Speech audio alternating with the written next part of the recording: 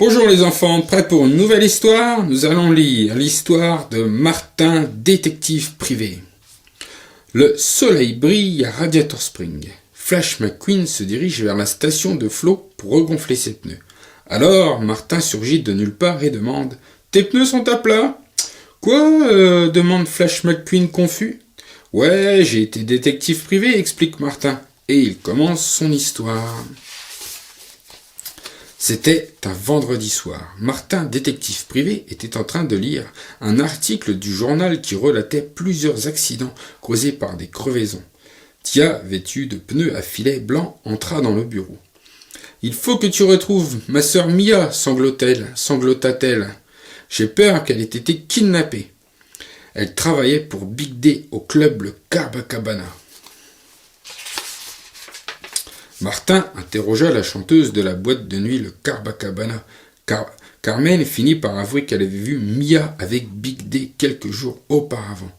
Elle ajouta qu'elle sentait le sel, comme une odeur d'océan. À ce moment-là, deux chariots élévateurs, Clyde et Claude, jetèrent Martin dehors. Pour l'intimider et le décourager, ils lui fracassèrent l'un de ses phares. Martin n'allait pas abandonner.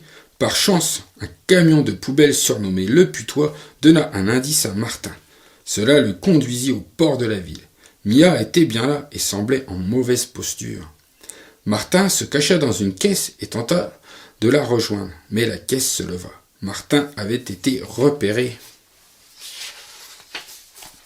« Big D, ça va intéresser la police, » ironisa Martin. « Tu n'auras plus jamais l'occasion de lui causer, » grinça le malfrat. Une grue attrapa Martin et le hissa. Et voilà qu'apparut Tia aux côtés de Big D.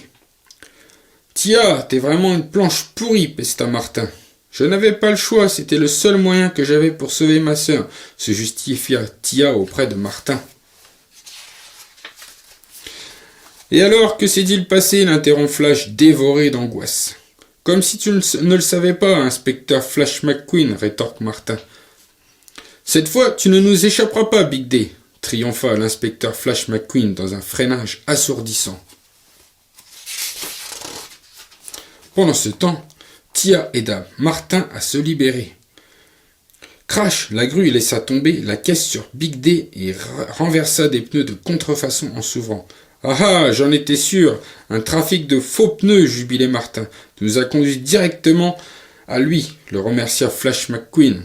Les hommes entourèrent Big D et l'embarquèrent au bureau de police. « C'est l'histoire la plus extravagante que j'ai jamais entendue, » se moqua Flash, juste au moment où la bande du Copacabana apparut sous ses yeux ébahis.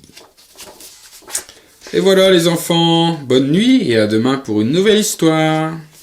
Merci d'avoir écouté cette histoire, j'espère qu'elle t'a plu. Si elle t'a plu, mets un pouce en l'air et pense à t'abonner pour recevoir les nouvelles histoires.